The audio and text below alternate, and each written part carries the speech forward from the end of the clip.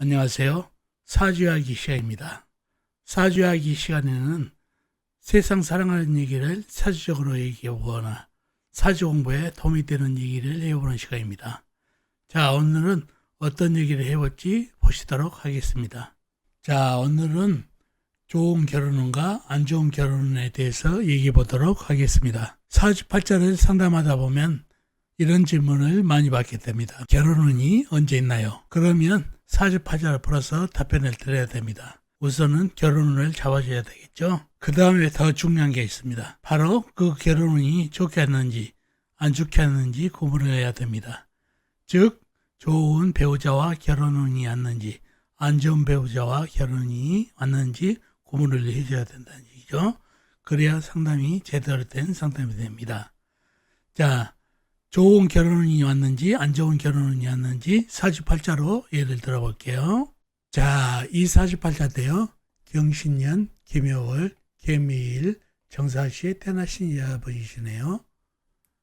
자, 이 여러분이 오셔서 상담을 하시는데 예를 들어서 2016년, 17년, 18년 중에서 결혼운이 있는 해는 언제입니까? 결혼이 들어오는 해는 언제입니까? 라는 상담을 했을 때 사주 연곡을 파악해서 결혼운이 들어오는 해를 집어줘야 되겠죠. 그러나 결혼을 집어주는 것보다 더 중요한 것은 결혼운이 좋은지 나쁜지를 얘기해 주는 게 제대로 된 상담이 되겠죠.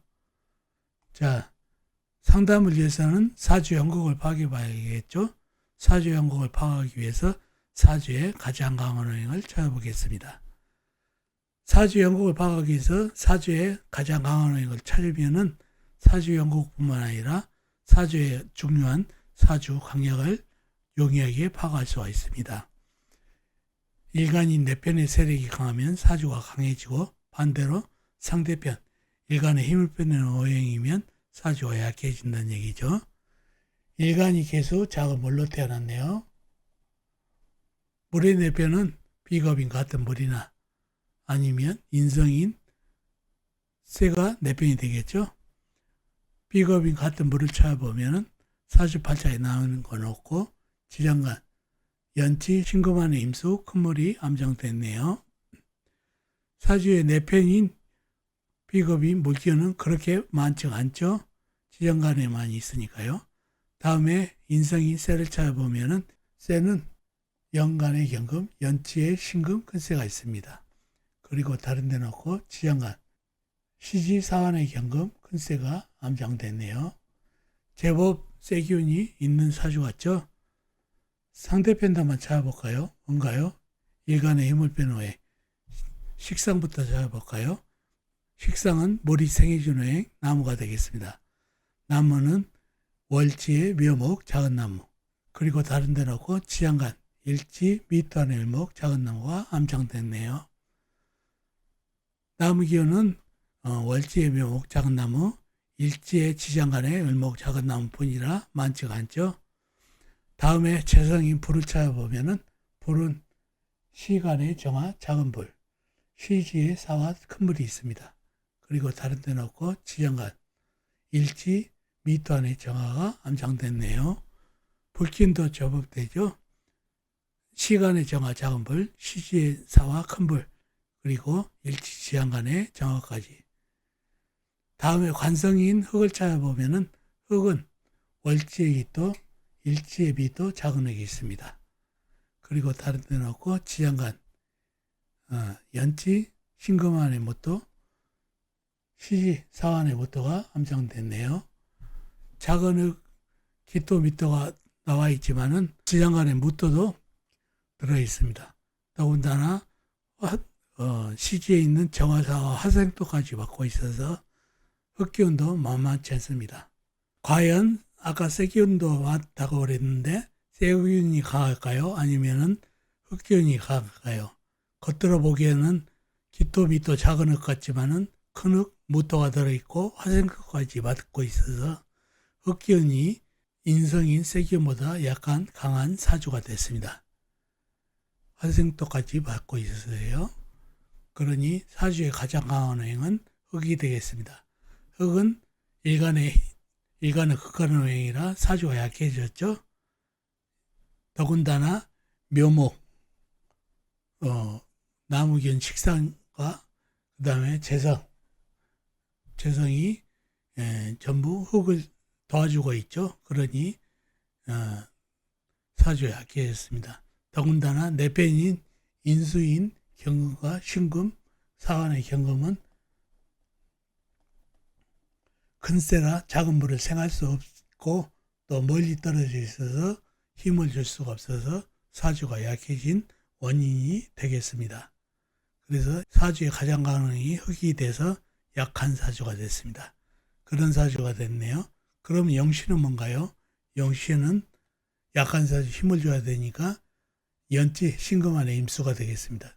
선생님, 경금도 있고 신금도 있고 사원의 경금도 있는데 왜 신금 안에 임수가 영신이 됩니까? 얘기할 수 있는데 아까도 얘기했죠. 경금, 신금, 사원의 경금은 큰 세라 작은 물을 생할 수가 없어서 큰 물을 생할 수 있는 구조가 돼야 되겠죠.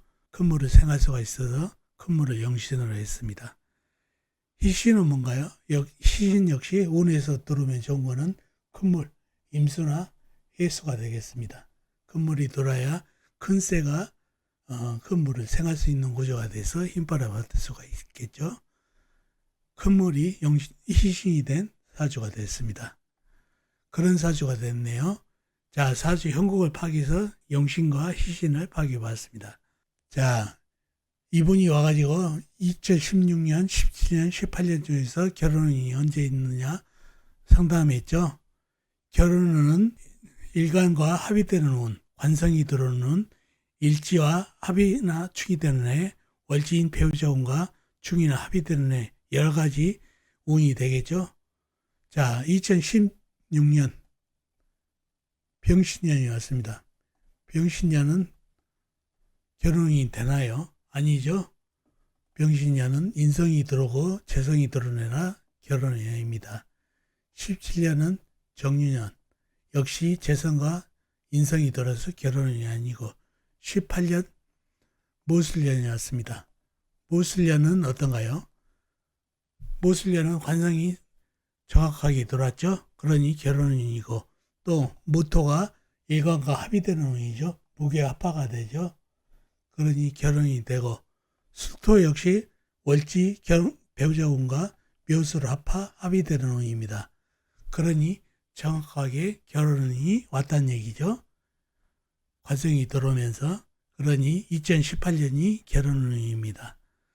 그러나 이 결혼운이 좋은 결혼운이니까요. 관성이 들어오면은 약한 사주가 더 약해지죠. 그러니 기신운이고 무게합을 하는 애니까 무게가 합의해서 불이 되죠. 불이 되면은 관성을 더 세게 해서 좋지가 않고 묘술 합파가 되니 역시 재성이 돼서 관성을 생하니까 좋지 않은 운이 되겠습니다. 내 힘을 빼가고요. 인성이 들어오면 좋은 애고 비겁인 임수가 들어오면 좋을 텐데 반대인 관성이 돌아서 기신운이 돌아서 좋지 않은 결혼운, 즉 좋지 않은 남자와 이전이 되는 운기여서 좋지 않은 결혼운이 되겠습니다. 이렇게 결혼운도 중요하지만 좋은 결혼운과 안 좋은 결혼운을 구분해 주는 것도 좋은 상담이 되겠습니다. 자, 오늘은 좋은 결혼운과 안 좋은 결혼운에 대해서 얘기해 봤습니다. 사주에 결혼운이 들어오는 것도 좋지만 그 결혼운이 좋은지 안 좋은지 구분을 해준 것도 좋은 상담이 되겠습니다. 자, 어떻습니까? 오늘 사주풀이 도움이 되셨나요? 도움이 되셨으면 좋겠습니다. 그럼 다음 시간에 뵙겠습니다. 안녕히 계세요.